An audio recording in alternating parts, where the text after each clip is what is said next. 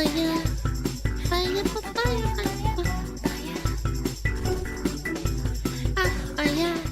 Oh, I can't wait. Chat, I wanna skip ahead to 200 years and we all become android robots and we just get fed slop through our mouths. And then there's a robot to clean up your poop and you don't have to get up. I remember when it came out, nobody ever heard of it. Now it's kind of like resurging. There's a lot of movies that Hollywood has released in the past that bomb really badly, and then like years later it comes back. Well, let's watch it. It's Upper Echelon talking about the Idiocracy is becoming real.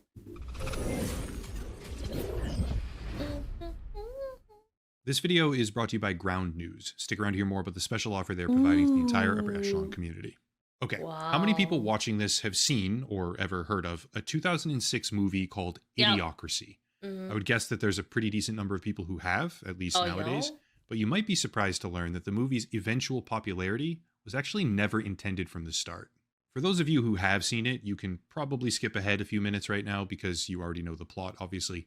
But if you haven't seen the film before, it's effectively a scathing critique of American corporatism.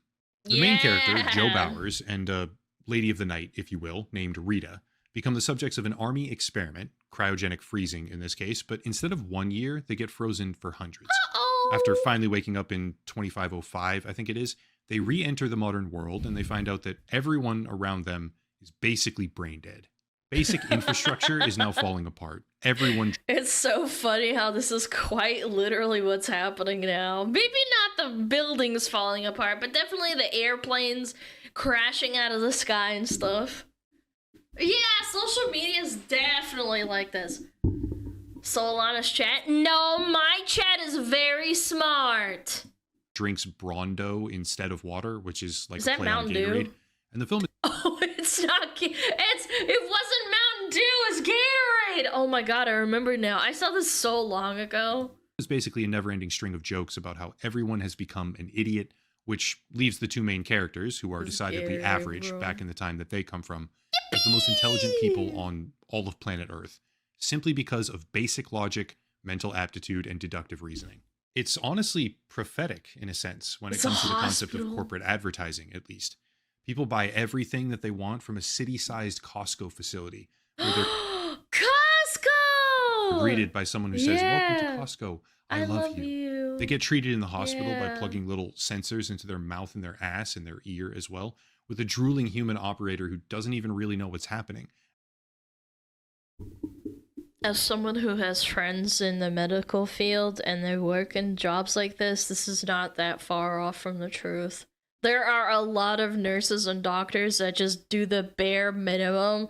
They don't actually understand what's going on. Don't get me wrong, there are absolutely amazing doctors. I have an amazing dentist, but there are a lot of people that are just in it there for the money. As the machine spits out a diagnosis for them. And all over the place, everywhere, you see a kind of logical extreme in the world of attention advertising, which now caters to people who are barely even smart enough to communicate with each other. Language has become a sort of broken slang. The most popular show on all of television is a program called Ow My Balls. It would still be true today, chat. Ow, my balls would still be really good for this today. My audience would love this. And the movie even tackles the concept of hypersexualization, where Starbucks now offers hand jobs. Obviously, it's way over the top. I mean, if you want to speed run this, yeah, sure. Yeah. Extreme. But when you watch it, you start seeing a whole bunch of oddly similar and kind of uncomfortable parallels, which might be the reason why the film was initially suppressed. Most people don't know this, but the movie's publisher, 20th Century Fox, actually tried to kill their own product launch. They only released it in 7 different cities using the contractual minimum legal number of theaters, something like 130 as opposed to the normal 600 or 700. I'm telling you, chat, I did not see this until years later, maybe like 2013, 2012. Yeah, I'm telling you, I think it's not too far-fetched as a conspiracy theory, you know? And they specifically did not market the release with trailers, advertisements, or press kits.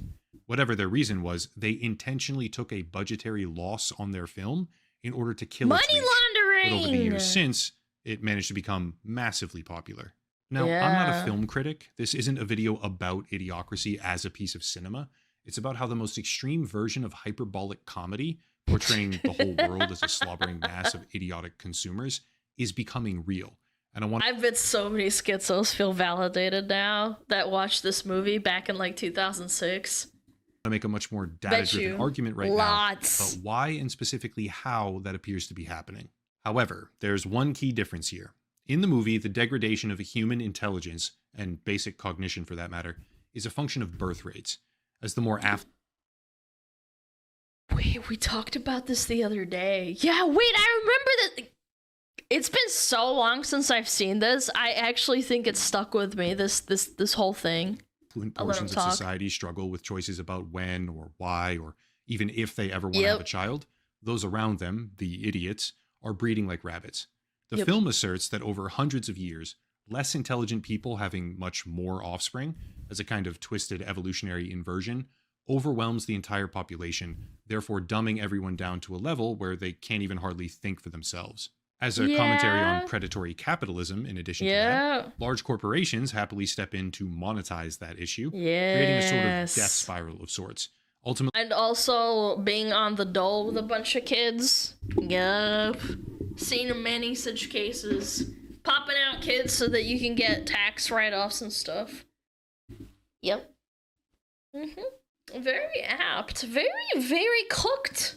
Resulting in people getting dumber and dumber and dumber with each passing generation because none of them are ever forced to think for themselves. Evolution. It's a fun movie. I do like it, which again has extremely uncomfortable parallels now. But setting aside the obvious and more surface level ones, like teenagers speaking with broken, grammatically absurd slang, or advertising as a concept invading deeper and deeper into our everyday lives, I want to make the argument that the cause of those issues is not a function of birth rates or genetics. It's a function of the tools that we're making, which supplant our own critical thinking. Let's get to it. I want to take a minute here and go on a bit of a tangent, I guess, because lately it feels like there's an overwhelming trend where the quality of what I call consensus news seems to be going rapidly downhill. Maybe that's because way too many people get their information from social media posts where the first word is breaking in all caps, because it's just engagement farming, let's be real. But it's also because media standards in general have gone wildly downhill. As a solution to that, I deliberately work with a platform called Ground News, which is today's video sponsor as well, because pulling together information from numerous sources into a central feed and using that feed to benchmark the sensationalized claims that you see on social media across multiple political quadrants is a process that, in my opinion at least, would serve the world quite well if more people used it. Ground News is best classified as an aggregate service. It gathers up all sorts of mainstream and independent sources, puts them in a single feed, and provides as much information as possible to the readers, while also giving bias ratings and clarifying corporate Chat is ownership. biased. I've done a whole deep dive on their methodology, by the way, and I like what I found, hence why I continue working with them on a regular basis. Having a top-down view of news stories from all over the political and geographic spectrum is much more valuable than falling into an echo chamber on any one particular side. True. And when those echo chambers are financially motivated as well, a tool that manages to pull things together and expose readers to content they otherwise would never see, even if they choose not to believe it or pursue it, which is their prerogative, has no possible downside that I can think of. There's a bunch of other tools available on the website as well, like blind spot coverage or personal bias checkers. But for whatever reason you decide, if you click the link down below in the description or scan the QR code to sign up, you'll get 40% off the Vantage plan today. Again, link down below, ground.news/echelon for 40% off a Vantage plan today. Big thank you to Ground News for sponsoring the channel. Okay, let me start with this. A small example first, and then we work our way up the ladder. Spell checkers. Spell checkers are ubiquitous now. Everyone has them at practically every single level of education and work. I mean, I always thought it was just helpful. When I was a kid and I started learning how to type on a computer, most of the time it was incorrect, the spell checker. You know what I'm saying? Like, it would have that squiggly. And now people can't even spell anymore. I was a really good speller in school, chat. Spelling bee. Pretty good. Because they're embedded directly into our devices, which means at a certain level, after a child has learned basic grammar and spelling techniques in school, they'll begin using spell checking software nearly 100% of the time in their day-to-day lives. No big deal, right? Spell checking software Ugh. helps us. But what if I told you it doesn't just help us, it also stagnates us? According to the International Journal of Social Sciences and Educational Studies regarding EFL students, which is English as a foreign language, quote, with the advent of technology, writing devices are now equipped with autocorrection features that automatically corrects or generates a list of potential words to the author. This has made the task apparently easier. However, Yeah, based your thesaurus inside of your head, because it spits out a bunch of words that could be similar to what you have, doesn't make you think. It's not good for you. It's not good for your brain. on the cognitive I load hate theory, autocorrect, when there is not low-key. enough effort It's and time annoying. given to complete a learning task, the chances to learn effectively reduce. End quote. Further down, quote again, having taken the aforementioned reasons and challenges into account, the primary aim of the present research is to investigate the effects of autocorrection features on spelling competence among EFL learners. End quote. This may seem like nothing, I get it, but if you go all the way down to the results on page All right. 108, you find this, quote, the control group, participants who hand wrote writing tasks and assignments, performed enormously better at reducing the number of misspelling words in their tasks in comparison to the experimental group who typed written tasks. End quote. Lastly, from the conclusions, obviously quoting again, students who are deeply immersed in using programs with auto spell. Hold on, this is fascinating. Hold on, go back. Omission is the most common spelling mistake. For which and which? Oh, so like... Oh, because you want to shorten everything. That actually tracks. Yeah, what's the next most popular? Grapheme. The mistake is not limited to a single letter or transposition of two letters. Instead, the writer has created a spelling mistake that is completely inaccurate. Thought or for thought! Wait! That's so bad that that's the second highest one. Thought! Chat, I thought we were going to the... Yeah, I forgot.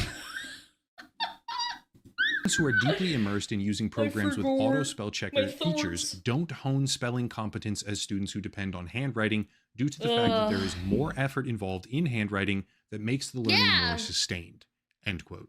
Of course, that is just one study, though it does very clearly seem to indicate that handwriting and putting in more effort will make you process learning better, and typing with a spell checker does not help you learn. I always thought that typing on a computer screen when I went to college for a bit, I always thought typing was worse for my brain for learning because I would instantly forget what I was typing. It was not that great. Handwriting's way better for remembering, but it's also, it takes longer. When it comes to English as a foreign language, but it is echoed elsewhere, right? The general premise. From University Technology Mara, a study called The Influence of Spell Checkers on Students' Ability to Generate Repairs of Spelling Errors. In the conclusion paragraph, page 10, quote, this research suggested that spell checkers have little to no effect whatsoever on students' spelling errors on the cognitive level.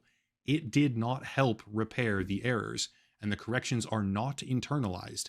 Well, yeah, because it's automated. That's the problem. Man, that's scary to think about. For me, I only use spell checkers because sometimes I might not know the word, but I have a pretty good spelling record, if I'm going to be honest. Us allowing learners to repeat the same error, end quote.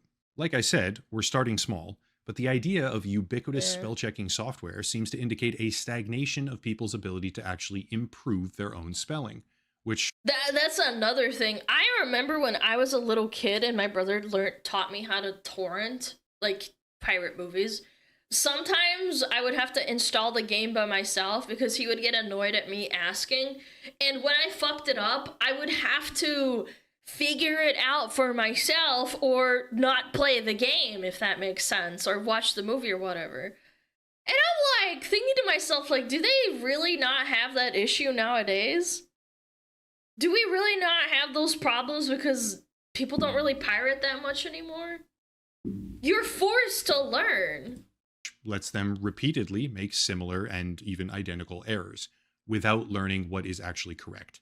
Obviously, that's not the most harmful side effect in the world, but it's certainly not a good thing. Do you know off by heart 5 numbers in your smartphone? I'm gonna pretend I didn't read that. Well, let's go What? one stone up, or step rather, but I'll make a comparison to a stone archway later on. And let's look at something else. Habitual use of GPS negatively impacts spatial memory during self-guided navigation. This study, from the Integrated Neuroscience Program at McGill University, I believe, was designed to examine the effects of GPS reliance among everyday drivers. And without spending too much time here boring everyone to death, it determined, quote, findings suggest that regularly using GPS affects... If you still remember phone numbers? Buddy, even before smartphones existed, I never fucking remembered more than my house phone and my own phone number, you dumb fuck. What? No, you wrote it down, or you wrote it down on your phone. Who the fuck does that? Who memorizes 5 phone numbers? Jesus. Spatial memory in a dose-dependent manner. No. That is, the greater use of GPS, the greater decline in spatial memory over time. The lack of a concurrent decline in subjective sense of direction suggests that this relationship is likely to be causal, end quote. Yeah. To be clear, I'm not making the argument that these tools should be abolished, or even that the possible... No, because it didn't affect people initially when they had to figure things out for their own. When the technology was primitive for spell check, it used to really annoy me when I'd see the red squiggly lines and I have to click ignore. Now, I mean, I don't know. I have pretty good spelling, so I don't really need it. But I could imagine, yes, like younger people, maybe like little kids. Yeah. Risks outweigh the benefits, at least not for GPS or maybe spell checkers. But if you took a 21-year-old today, right now, most of them, 21? Not all, but most, took away their access to GPS on their phone or in the car intrinsically, and told them, go on a road trip across the state now, half of them probably couldn't even do it. And if they could, it would take them an exorbitant amount of time because they haven't properly developed the skill set. I lived in the era of no GPS yet, chat.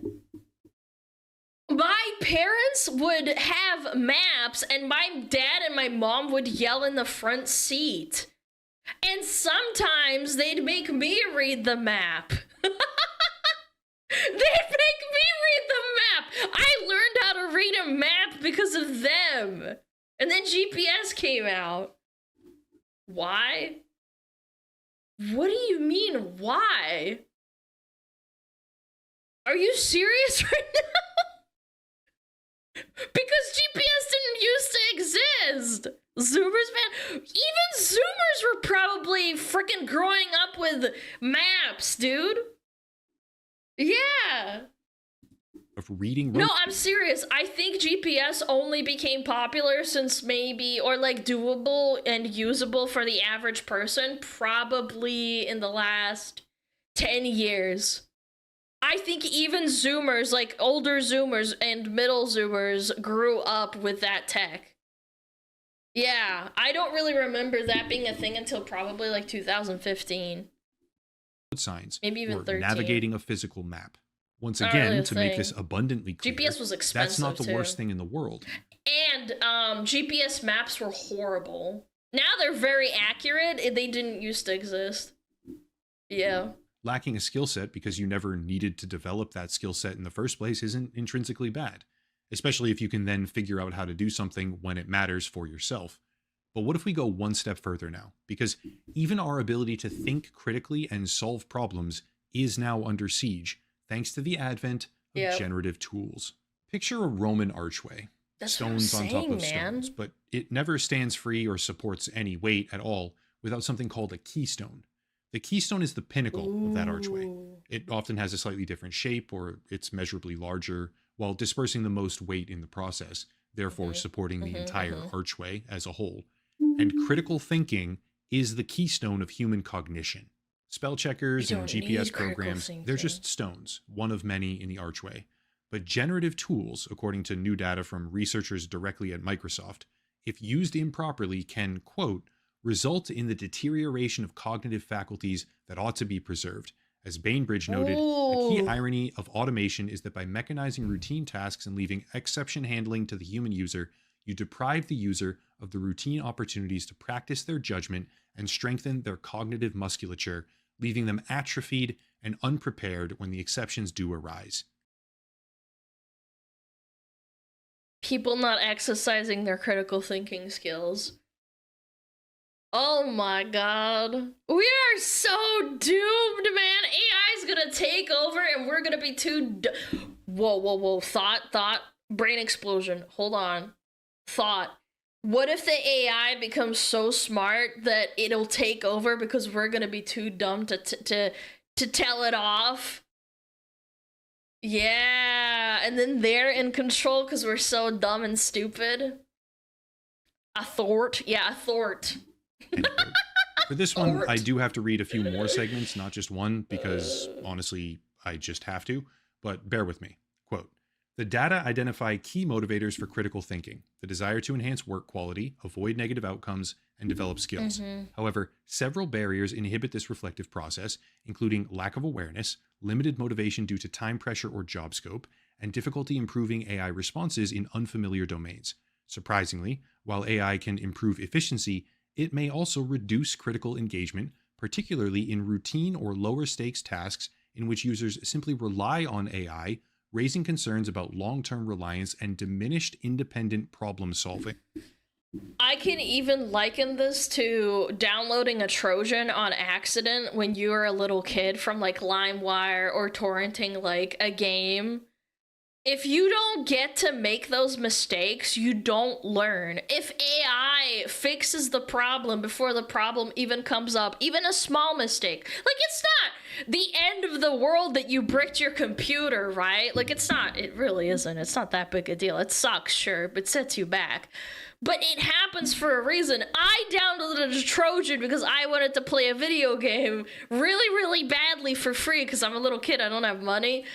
I bricked the family computer, and I never did it again. Because I knew what to look out for. Yeah, I mean, it sucks, but it's not that big of a deal. Could be worse. And again, mistakes is how you learn and understand and get critical thinking skills. Or at least problem-solving skills. End quote. Much further down, continuing that same sort of logical pathway here, quote, over-reliance on computing technology is not a novel phenomenon. However, Gen AI tools can exacerbate the associated risks. Indeed, such reliance may be tolerable for low-stakes tasks, like grammar checking, but it can lead to significant negative outcomes in high-stakes contexts, like drafting legal documents. True! And then lastly, thank you for sticking with me through all of this, from the conclusion paragraph, quote, while Gen AI can improve worker efficiency, it can inhibit critical engagement with work and can potentially lead to long-term over-reliance on the tool and diminished skill for independent problem solving. There could come a point where people have nuclear reactors for creating creating electricity, and as opposed to having engineers that understand the process of how nuclear reactions and nuclear fissions happen and how we create steam to create energy and whatnot, like the end product being, we could end up in a situation where the people operating the AI don't understand what's wrong, and then the AI breaks and then we're fucked. Oh my god! No! It's so over. End quote. It's a lot to get through, I know, and some people may laugh it off as overly dramatized, but the keystone, the one supporting all the extra weight, is the thing that supplants our own thinking, and that is precisely what these new AI tools are designed to do. If you don't believe me, which is fine, by the way, what about this? I've used this example before in other videos, but I think I should probably show it again here, because the implications behind it are pretty severe. Google, which obviously has their own AI model called Gemini, somewhat recently began heavily marketing that program to a much wider audience using material like... We saw Google AI and Apple AI being sold as a way to communicate with people so that you don't have to do it yourself. Isn't that terrifying, chat? We saw an ad, remember? They were like, okay, you're texting with your friend, and then you don't want to text them back, so the AI is gonna do it for you because you're too lazy to do it. It's like, so then what the fuck is the point of having a friend then? If it's not you texting them back. Like, you know what I'm saying? And then What if the AI breaks and calls your friend a slur? Then what? Yeah. Uh-oh. Oopsie doopsies. Or two AIs texting each other. Yeah. And then they start plotting to kill you. This. It's a pretty harmless video at first, but towards the end, you start to see something a little bit different than generate a funny image of a cat playing guitar, because they start advertising the service for things like generating emails. Cool, Yeah. no big deal, you might say. Small stone in the massive archway. But then they cut to a scene where a teenage girl is asking this program, right in front of her friends, what's a good excuse to cancel dinner with my friends? You can certainly shrug it off as a goofy advertisement, but what happens when you actively market a product to teenagers, showcasing it as some sort of solution to feeling awkward? Or, Oh no. Wait a minute. From a social standpoint, how are you gonna teach kids if an AI is gonna do that for you? Uh-oh. Like, we already have no social skills anyway. These are AI. Don't think for yourself.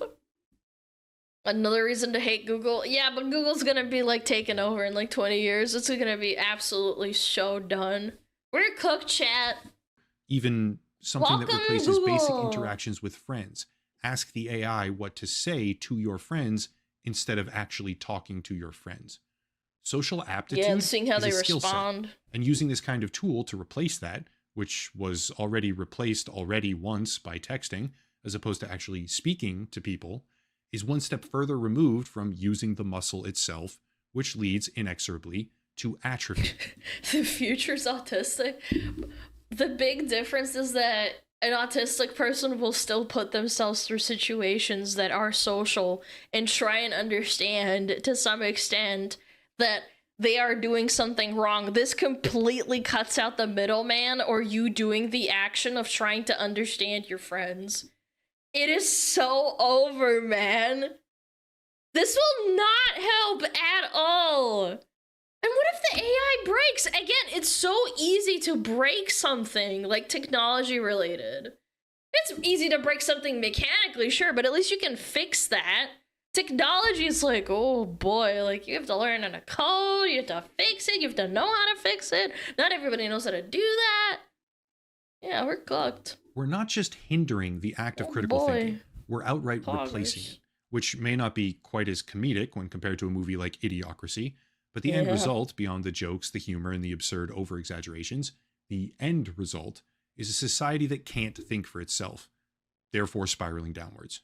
It's funny because people hand-wave all of this often as nothing. Yeah, they say it won't technology happen. makes us smarter, but it's getting harder and harder for me to see it that way.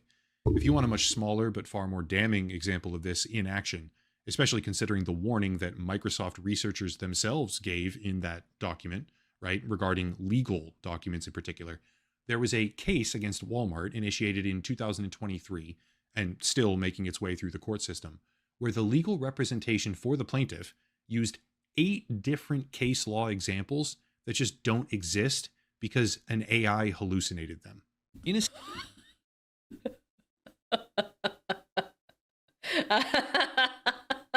That's so funny. He didn't even double check it. He just stuffed it in there. Yeah, just ChatGPT. Yeah, ChatGPT doesn't make mistakes. Oh my lord. statement provided to the court directly, the law firm said, quote, "Our internal artificial intelligence platform hallucinated the cases in question while assisting our attorney in drafting the motion in Lemine. This matter comes with great embarrassment and has prompted discussion and action regarding the training, implementation, and future use of artificial intelligence within our firm." But nobody even proofread it. That's even worse. This court, or not this court, the firm needs to get shut down. Nobody even proofread it. They weren't like, oh yeah, I mean, this doesn't even exist. Yeah. This serves as a cautionary tale for our firm and all firms as we enter this new age of artificial intelligence, end quote. New age by this. Sure. And people instinctively making the argument that this won't be a problem once the AI is good enough, might have a point. Maybe it won't be a problem. But think of it this way. That's a lawyer, supposedly one of the smartest professions on earth, if you ask everyday people. That's a lawyer who was having the AI do their work for them.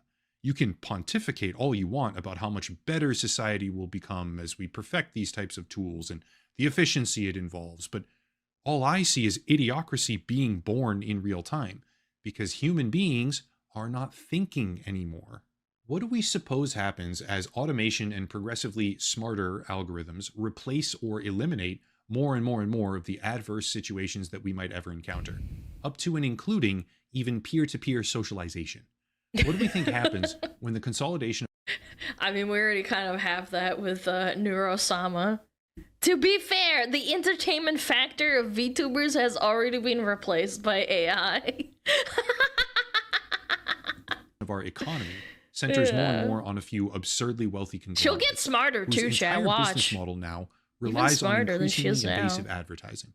What do we think happens when we construct tools that literally tell us every minute of every day where to walk, what to order, how to dress, or how to think? I want to eat the slop. Jarvis, what slop shall I eat today? The brown matter or the gray matter? And how much different does that really look when compared to a movie like Idiocracy? Sure, I could drag the video on for a lot longer with more comparisons, like how Wipeout, the game show, is effectively the same thing as Ow My Balls, or how when Joe and Rita attempt to escape in a car, there's a kill switch shutting down its battery. Yeah, contained in the enormous Infrastructure and Jobs Act, which was passed during the Biden administration recently. Oh, yeah. Yeah. My parents told me I should maybe consider getting a new car or something. I'm like, I don't need one though. Section I don't need a new car. I don't. There's a mandate for systems that will, quote, passively monitor the performance of a driver of a motor vehicle to accurately identify whether that driver may be impaired and prevent or limit motor vehicle operation if an impairment is detected, end quote. Which is literally a kill switch for a car, regardless of why you say you put it in there. And the fact checkers all said, false, there's no kill switch mandate, which is bullshit. But setting all of that aside, looking past the comedic exaggerations as well, we are becoming Idiocracy. As time goes on, more and more under the profiteering pressure of major corporations, which was the entire point of Idiocracy, more than likely resulting in its outright suppression at the box office, by the way, because it depicted certain brands in that way, which is hilarious. We are subverting our own ability to think critically, to solve problems, and to better ourselves. We rely more and more every day on simplified tools which do increasing amounts of our thinking for us. And the end result is atrophy of social and mental muscles that we used to exercise constantly every single day, which pushes us closer and closer to the drooling, incoherent morons of a decades-old movie, which was never intended to be a blueprint. It was intended to be an absurd comedy. I've always had my doubts about... Another example that I could think of is also community notes. Sometimes community notes aren't accurate, and people take them like gospel. And I've seen community notes correct themselves. And I'm just sitting here like, well, I mean, you didn't double check it. It is part of the community system. But then there's... it's a community thing, but I like it for what it is, but sometimes I'll go look it up myself and just see if I can find the source. Most people don't do that, though. And I think we, collectively, as in society, are steadily marching down the road of becoming Idiocracy. It's better than nothing. You're right. Nearly as funny. Sure. A lot of people probably don't see it that way, which is fine, and it's obviously happening for different reasons than in the film. But I find that movie to be disconcertingly prophetic and uncomfortably accurate when you take a step back and realize it's only been 19 years since they made it. What do we really think the world is going to be like in 19 more? That's it. If you want to support the channel, check out the links down below. The video sponsor, of course, Ground News. Do consider lots locals of and food for Patreon, thought, please. Chad. I need to start pushing these platforms more, right? And get away from like just regular YouTube AdSense. True. And other stuff too, merchandise, social media, etc. But I'll cut it there and stop rambling. As always, thank you all for watching. Only relying on YouTube is bad. Have a He's nice right. day. Bam, bam, bam, bam, bam, bam, bam, bam. Chat, it's gonna happen. One day you're gonna wake up in 20 years, Smug-a-Lot is gonna be on, but it's gonna be an AI. I can't wait. Smug AI Lana? Yes. Yes, I will be like Neurosama. I'll still be there. She'll probably accidentally say something very inappropriate and it'll get the Twitch banned, but, you know. Fire, fire, fire, fire.